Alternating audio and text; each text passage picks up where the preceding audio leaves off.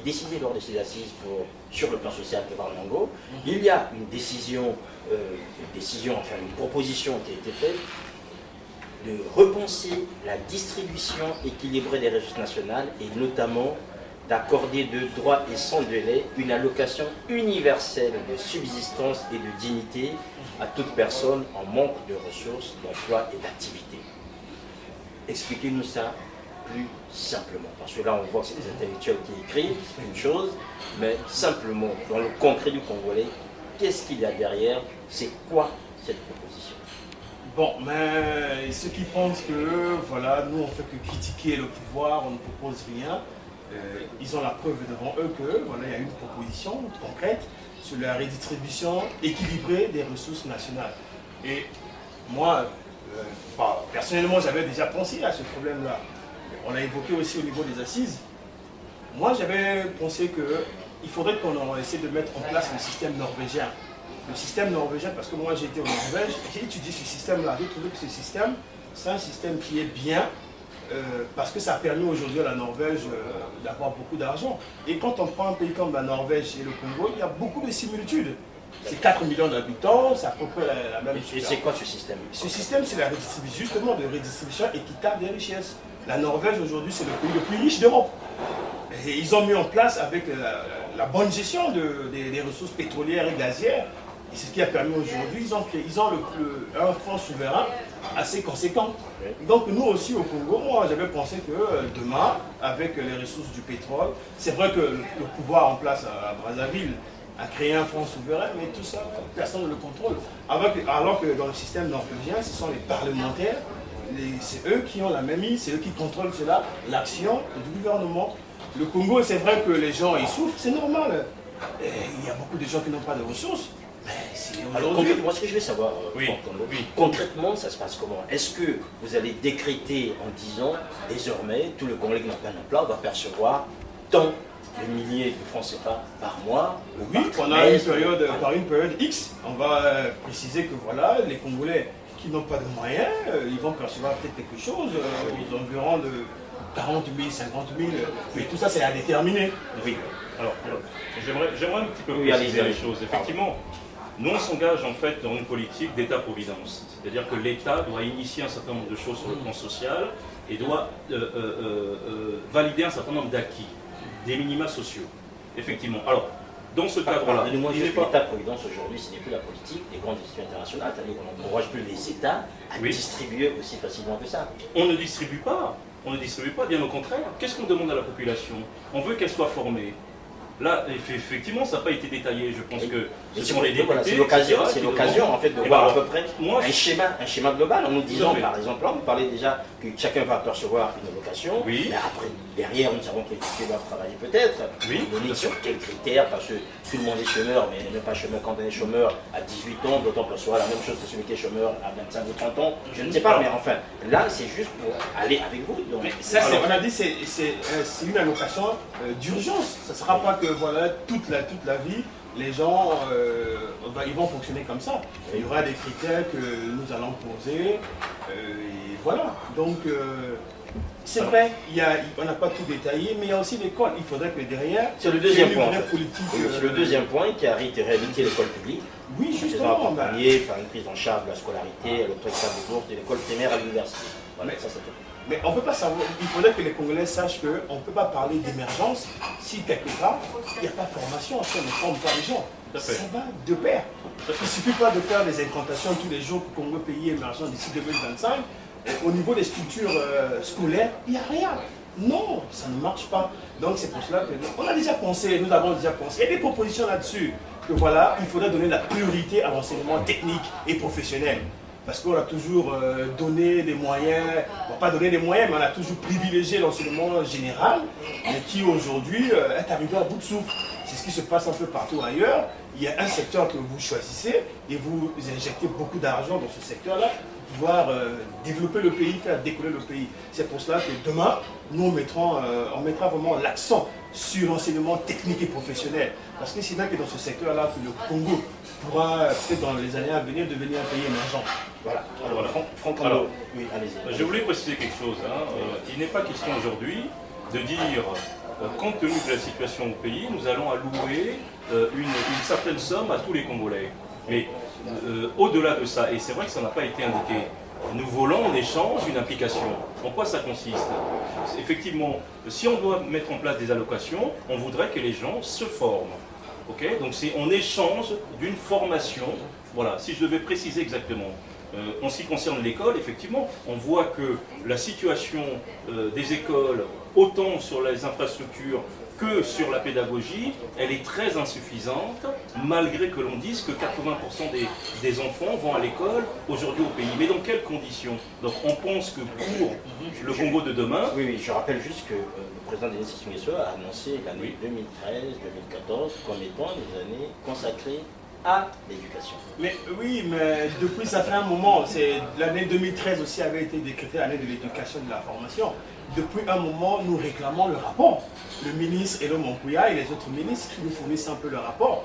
Mais quand on prend le rapport de l'UNESCO sur le système éducatif congolais, c'est très clair. Le système éducatif congolais, il est malade. Mais c'est du mensonge que le gouvernement divulgue un peu par-ci par-là, que le Congo utilise à peu près 1,9% de son PIB dans son système éducatif. C'est faux. Parce que si le Congo réellement injectait 1,9% de son PIB à son système pour l'amélioration de son système éducatif, on ne va pas l'école dans cet état aujourd'hui. Donc voilà. Donc il faut repenser le système éducatif congolais parce que c'est un secteur qui est clé. Si le Congo veut se développer demain, ça passe par la formation, ça passe pas dans l'école. C'est pas dans les incantations, c'est pas dans l'armée ou quoi que ce soit, c'est dans la formation. Voilà. Alors, Franck Kondo, oui. Vous qui avez été, vous qui assurez la communication de ces assises, Evan Nango, vous avez travaillé dans les commissions pour ces assises. J'aimerais juste que vous soyez franc. Est-ce qu'il n'y a pas dans ces assises des choses qui ont été prises dans le projet de Denis Sassou Nguesso, le chemin d'avenir? J'aimerais juste vous dire ici qu'il faut reconstruire les structures sanitaires de base, dispensaires et hôpitaux sur l'ensemble du territoire national et d'assurer l'accès gratuit aux soins de santé primaire.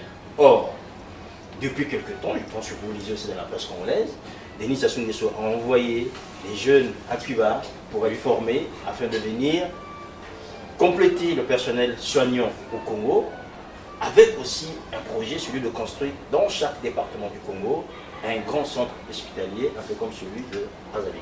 Mais nous l'avons déjà dit, et ce n'est pas que nous prenons sur le président Denis Sassou Nguesso, nous l'avons dit et nous l'avons réclamé, que dans les municipalisations accélérées au Congo, il faudrait construire, à l'époque nous on appelait ça les CHR, centre hospitalier régional, dans tous les départements, nous l'avons dit. C'est en fait donc c'est pas finalement que cette idée a été... Mais oui, mais nous réfléchissons, nous ne sommes pas là seulement dans la critique, les gens disent oui seulement dans la critique, nous sommes aussi dans les propositions aussi, mais c'est une bonne chose, ceux qui vont en bénéficier, ce sont les populations.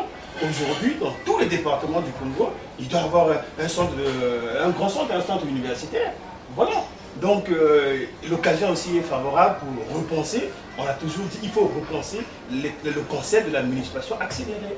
Parce que nous pensons que les palais présidentiels, les stades, il n'y a aucune valeur ajoutée.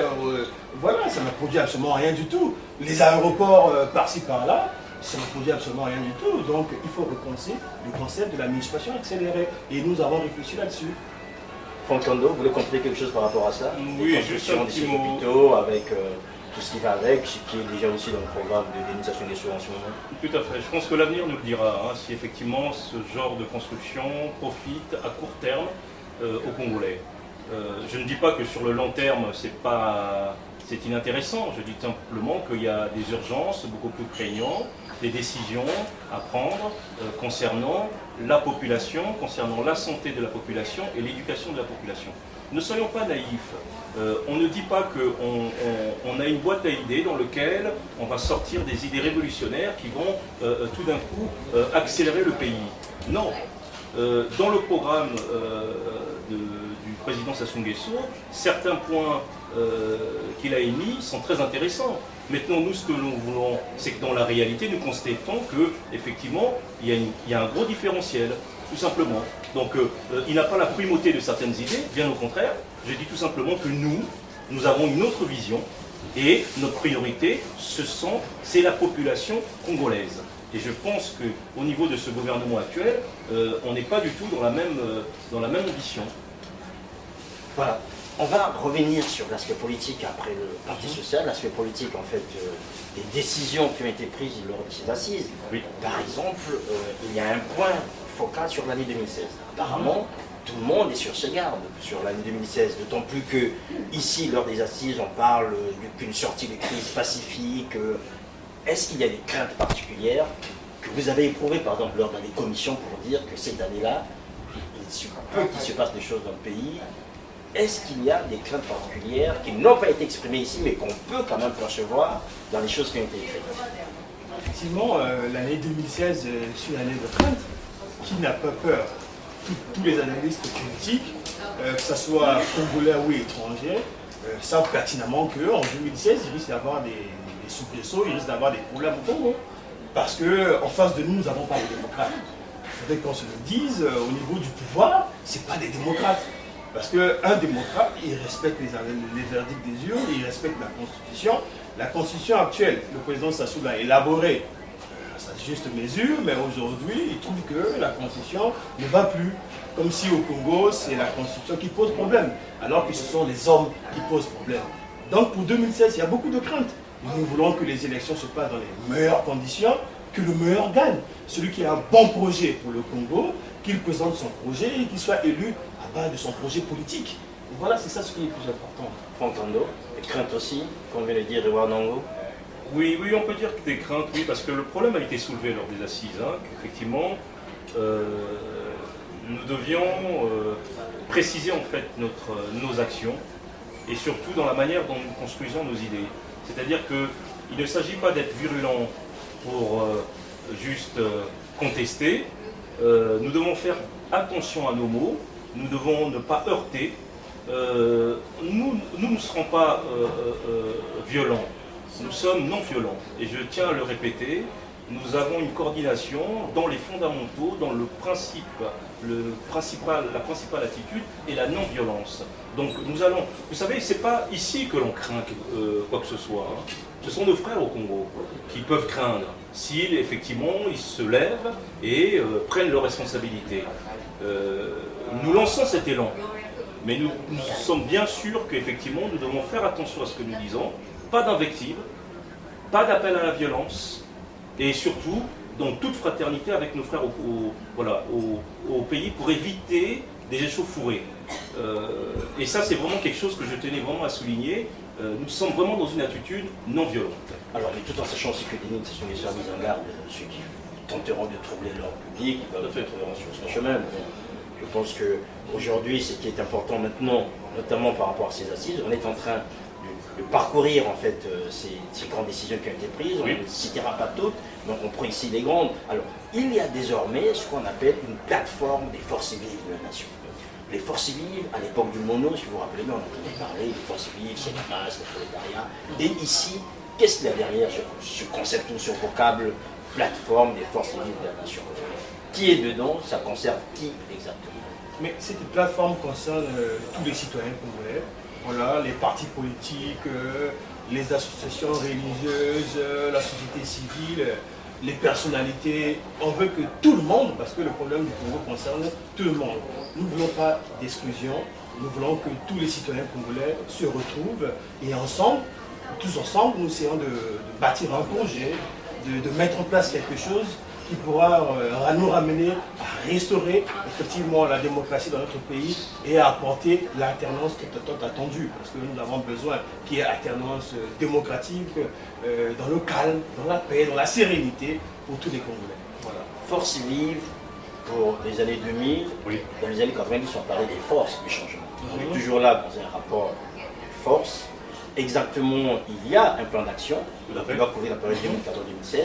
Dites-nous un peu dans les grandes lignes, parce qu'on ne sait pas exactement un plan d'action, c'est une chose. Dans les grandes lignes, qu'est-ce qui va se passer? Est-ce qu'il va y avoir une délégation qui va aller au Congo? Tout à fait. Est-ce qu'il y a des actions qui sont prévues sur place, ou encore, pas seulement ici en France, mais dans d'autres pays? Qu'est-ce qu'il y a dans ce plan d'action pour 2014-2016? J'aimerais rappeler déjà dans le concept de force vive, ça intègre des particularités, enfin des particuliers, des associations, des partis politiques d'opposition et tous les groupements, les mutuelles qui voudront organiser et collaborer à ce mouvement d'élan populaire. Effectivement, nous avons, et tout cela porte l'engagement que nous voulons mettre en place.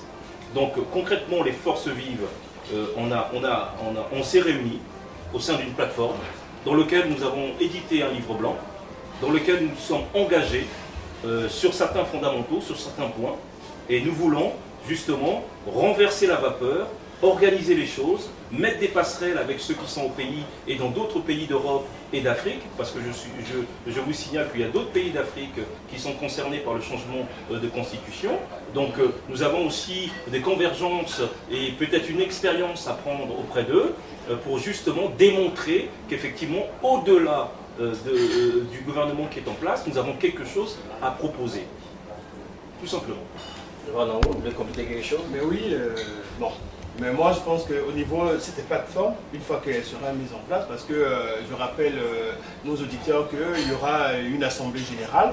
C'est au cours de cette assemblée générale, d'ici la fin de ce mois, que nous mettrons en place la coordination qui va coordonner cette plateforme.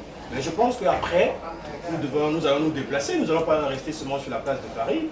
Il faudrait qu'on aille sur place à Brazzaville, apporter notre vision, montrer notre vision aux populations, parce que les populations nous attendent.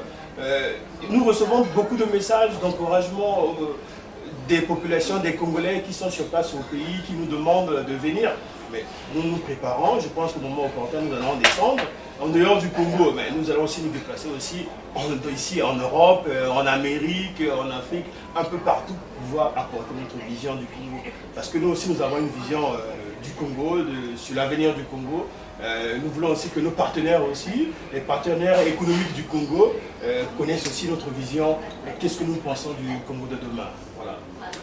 Alors, le Congo de demain, on voit bien que vous commenciez en fait à le dessiner, puisque par rapport à ce communiqué final, on a abordé certains points les plus importants. On n'est pas rentré dans les détails de tous les points, mais au moins ceux qui nous écoutent auront l'opportunité d'aller découvrir ce texte qui est sur Internet et sur beaucoup de sites en ligne afin de pouvoir le découvrir.